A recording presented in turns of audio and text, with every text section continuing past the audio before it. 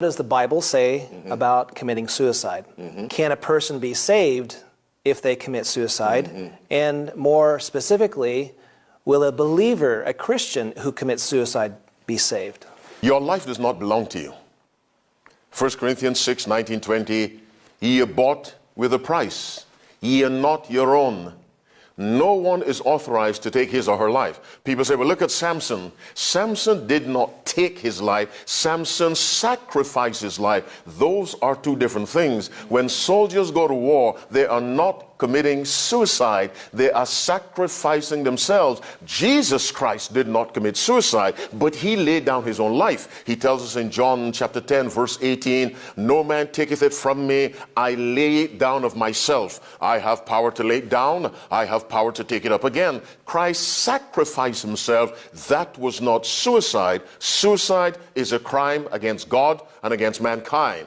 Christ did not commit suicide. He sacrificed his life. Samson did not commit suicide. Samson sacrificed his life. You read the book of Acts chapter 20, verse 22 to 24. Paul knew that by going to Jerusalem, he would die, but he went because he had been given a mission from God. That was not suicide. That is a willingness to sacrifice the life for the cause of God. The three Hebrew boys willingly went into the burning fiery furnace. Why do I say willingly? The men taking them fell down dead. So they must have walked into that furnace.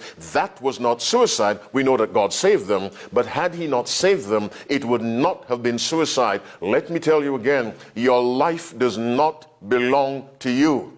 It belongs to God. And to commit suicide is to deliberately, knowingly, intentionally take from God what is his. So I do not see how someone who deliberately commits suicide can be saved. Notice I said I don't see how, and I don't claim to know everything. Let me say again, Christ did not commit suicide.